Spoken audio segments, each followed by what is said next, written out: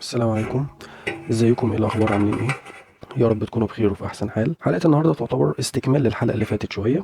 احنا بندعم برضو الفكره بتاعت خد بالك من نفسك اكتر وراعي نفسك اكتر، ودي مش انانيه ولا حاجه لما انت تدي لنفسك حقها، دي مش انانيه خالص. طيب السؤال بتاع النهارده سؤال رقم 9: ايه اهميه الاخر في حياتنا؟ ايه اهميه الناس في حياتنا؟ او السؤال بمعنى ادق: لحد فين الاخر مهم في حياتنا؟ احنا عاوزين نقول ان الاخرين مهمين في حياتنا جدا طبعا. الاخرين دول هم عيلتنا، هم اهلنا، هم صحابنا، هم زمايلنا في الشغل، هم مديريننا، هم كل حاجه حوالينا، ده الاخر، فهم مهمين جدا. ولكن الاعتماد عليهم ما ينفعش يكون اعتماد مرضي. تعلق بيهم ما ينفعش يكون تعلق مرضي، تعلق مؤذي. لا قدر الله فقدت حد، حصل اي حاجه، خلاص انا انهارت او خلاص انا سقطت من مكاني او ده طبعا ما ينفعش، ده مش صح. مثال بسيط قوي يوضح الفكره: الكرسي اللي هو البلاستيك اللي احنا عارفينه بتاع البحر ده، الكرسي دوت فيه ايدين صح كده؟ احنا بنسند ايدينا على الدراعات بتاعه الكرسي وظهرنا بيكون مسنود على ظهر الكرسي.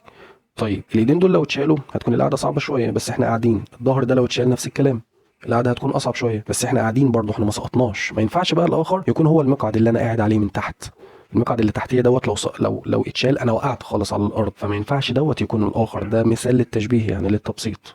طيب بنقوله هنا الاخرون اسناد لا اعتماد. الاخرون اسناد لا اعتماد. طبعا كلنا عارفين ان مفيش اعز من النبي عليه الصلاه والسلام، ولا اكرم منه، ولا اهم منه في حياتنا كلها صلى الله عليه وسلم. ومع ذلك لما توفي النبي عليه الصلاه والسلام كان ايه هو موقف سيدنا ابو بكر رضي الله عنه؟ قال ايه؟ من كان يعبد محمدا فإن محمدا قد مات، ومن كان يعبد الله فإن الله حي لا يموت. شايفين يا جماعة؟ ده النبي، مفيش مخلوق أهم من النبي عليه الصلاة والسلام. ومع ذلك يا جماعة من كان يعبد محمدا فإن محمدا قد مات. خلاص هو وصل لنا رسالة. القرآن بيقول اليوم أكملت لكم دينكم وأتممت عليكم نعمتي ورضيت لكم الإسلام دينا. خلاص الرسالة وصلت، يعني ما بقاش في أي لبس في الدين، وبناء عليه الناس تكمل عبادة لله سبحانه وتعالى، كل واحد في الاختبار بتاعه، كل واحد في الحتة اللي ربنا يسر له إن هو يكون فيها.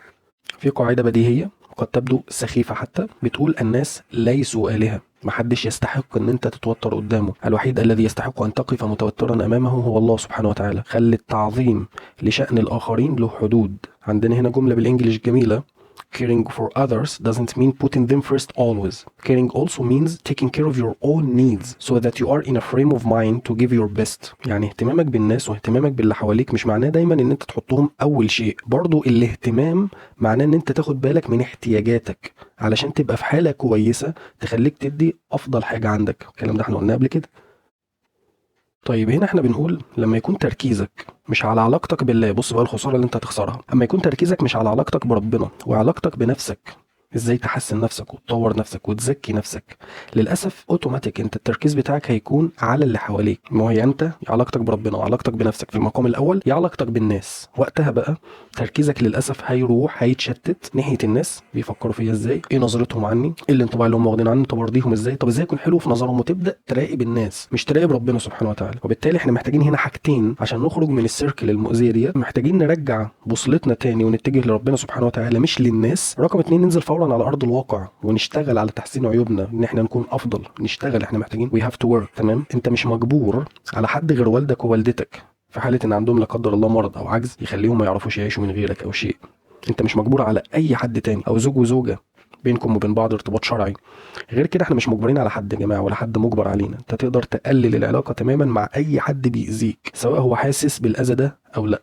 لازم نتعامل مع الواقع بحلو ومره ونصبر ونجتهد. هنقلل الاذى اللي بيوصل لنا، هنحاول، بس مش هنمنعه. مش هنقدر نعمل له شيفت ديليت، لاننا في الدنيا مكان الاختبار بتاعنا، مكان الامتحان بتاعنا. في نفس اماره بالسوء، وفي ابليس والشياطين ما لهمش شغلانه غيرنا، وفي ناس مش كويسين كتير حوالينا وناس مؤذيه. هي دي سنه الحياه وهو دوت الواقع. حاجات كتيره موجوده حوالينا احنا مش عايزينها، بس احنا لازم نتقبل وجودها ونتعامل معاها. ربنا سبحانه وتعالى بيقول لقد خلقنا الانسان في كبد. كبد مش يعني اكتئاب، كبد مش يعني ان انا عايش في كآبة، لا، كبد يعني مكابدة مستمرة وصراع وعناء مع ايه؟ مع الحياة، مع ظروف الحياة اللي احنا عايشينها.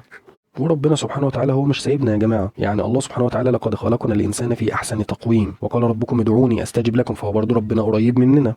يعني الدنيا صعبه، بس ربنا مش سايبنا لوحدنا. احنا بالتوكل على الله نقدر نوصل لحاجات كتير جدا من اللي احنا عاوزين نوصل لها بالاعتماد على الله. لو ما وصلناش لكل اللي احنا عاوزينه، احنا واثقين ان ربنا اختار لنا الصواب، ربنا اختار لنا الصح. فانت طول ما نفسك غنيه ومليانه بمحاولات لرضا الله ورضا نفسك والاطمئنان عليها ومحاوله تحسينها وتزكيتها، الاخرين مش هيلاقوا مكان عندك عشان ياثروا عليك بالسلب. فانت لازم تقدر نفسك كويس.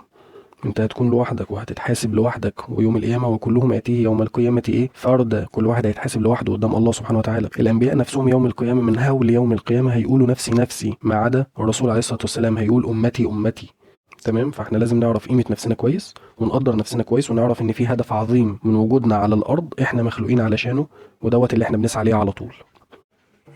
حابين هنا نقول شويه ملحوظات في فخ كده تحذر منه، ان الشخص اللي اتعود انه يشيل الشيله بيتحط عليه زياده، والشخص اللي ما عملش حاجه بيتسقف له لو عمل المسؤوليات بتاعته اصلا. فالشخص اللي بيحل المشاكل دوت واللي شايل المسؤوليه لوحده ده للاسف مش بيوزع المسؤوليات على اللي حواليه، ده بيعمل حواليه اشخاص اعتماديين، فبالتالي هو بيعاني لان الشيله بتكون تقيله عليه جدا، واللي حواليه هيعانوا في حاله فقدانه لان هم ما تعودوش يشيلوا المسؤوليه ويواجهوا هم. فالناس اللي حاسه ان هي شيله تقيله جدا، لازم نفهم ان معظم المسؤوليات انت عندك فيها الخيار، يو هاف ذا تشويس، تعمل او ما تعملش، تشيل او ما تشيلش. فاحنا نسال نفسنا، الناس اللي شيله تقيله عليها دي تسال نفسها انت بتعمل ده لله فعلا؟ يعني انت من جواك كده صافي وما عندكش اي مشكله في الشيله اللي انت شايلها، ولا منتظر مقابل شكر او ثناء او تقدير او ايا كان؟ لان في ناس بتنهار من ثقل الحمل عليها. فانت لو شايل مسؤوليتك ده طبيعي، مفيش اي مشكله، او مسؤوليه الناس اللي انت هتتحاسب عليهم قدام ربنا ده تمام. لكن مسؤوليه اللي حواليك بشكل غير طبيعي، مسؤوليه اللي حواليك تكون شايل اللي انت هتطالب بيه واللي انت مش مطالب بيه، فهنا بتكون المشكله. لازم توزع المسؤوليات علشان الامور تكون سويه من حواليك. لازم تعمل ستوب لو الامور ماشيه غلط. لازم تعرف ان انت مش هتقدر تسيطر على كل المواقف، لكن تقدر تسيطر على رؤيتك للمواقف دي. فطالما انت عامل اللي عليك وشايل مسؤوليتك وبتحاول تصلح من نفسك اللي هتتسأل عنها، خلاص اللي قدامك براحته، هو في ايدين وفي رجلين وفي عقل ربنا كرمه بيه، فانت مش افضل منه ومش افضل منك. كل واحد يعمل اللي يقدر عليه، وكل واحد يشيل شيلته. اللي قدامك وافق على ده او ما وافقش على دوت ما تفرقش معاك، لان انت مريح ضميرك ومراعي ربنا سبحانه وتعالى في الحاجات اللي انت بتعملها. انت مش هتتسأل غير عن نفسك. واولا واخيرا لازم نجدد نيتنا لله سبحانه وتعالى. forgiving and renewing your intention with Allah is necessary. جدد نيتك من وقت للتاني ايا كان دورك ايه هو في الحياه، هيفرق معاك جدا وهيرجع البوصله بتاعتك لله سبحانه وتعالى زي ما قلنا قبل كده. في هنا جمله بالانجلش صعبه شويه بس هي حقيقه لازم نتعامل معاها. بيقول لك your life is a result of the choices you have made. if you don't like your life start making better choices. يعني حياتك اللي انت عايشها دي هي نتيجة القرارات اللي انت اخدتها. لو انت مش حابب حياتك او شايف ان حياتك ممكن تكون افضل من كده، اتفضل حضرتك خد قرارات افضل من كده عشان توصل لنتائج افضل. طيب في هنا كلام مهم جدا هيلخص زي ما بيقولوا حلقة النهاردة، يعني هيلخصها بشكل كويس. بيقول لك before you go out and save the world take care of your own backyard. The world is in a lot of trouble, but if your own life is not in harmony and your own backyard isn't working, we shouldn't be out in the street yet. We should first ask, can I take care of myself? يعني قبل ما تطلع وتحاول انك تنقذ العالم، انقذ نفسك الاول. خلي بالك من نفسك. your own backyard. your own backyard الساحه الخلفيه بتاعتك اللي هو بيتك، اللي هو الناس اللي انت عايش معاهم، اللي هو نفسك. العالم مليان مشاكل، مشاكل العالم مش هتخلص، بس لو حياتك انت ما فيهاش تناغم، ما فيهاش انسجام، لو العيشه بتاعتك انت فيها مشكله، فمش دورك بقى ان انت تطلع تصلح العالم وتدي نصايح. انت محتاج تسال نفسك الاول can I take care of myself. انا اقدر اخد بالي من نفسي؟ يعني بالبلدي هل انا اموري تمام؟ هل انا عشت تمام؟ اقدر اتعامل بره؟ لو الاجابه اطلع وانطلق واعمل اللي انت عاوزه. لو الاجابه لا، لسه في مشاكل اشتغل عليها الاول، ظبط شؤونك الداخليه، بعد كده اطلع اعمل اللي انت عاوزه. هنا عندنا تعريف جميل وبسيط جدا عن السيلف كير او العنايه بالنفس، ازاي تعتني بنفسك. بيقول لك هو the practice of taking action to preserve or improve one's own health. يعني هو ممارسه الفعل اللي بيصون او بيحسن صحتك الشخصيه، والله بقى صحتك الذهنيه، صحتك النفسيه، صحتك الجسديه، ايا كان الشيء اللي انت هتعمله اللي بيه بتثبت لنفسك انك بتقدرها وان هي مهمه عندك. وبس كده، دي الرساله البسيطه اللي كنا حابين ان احنا نوصلها النهارده، وشكرا لكم. السلام عليكم ورحمه الله وبركاته.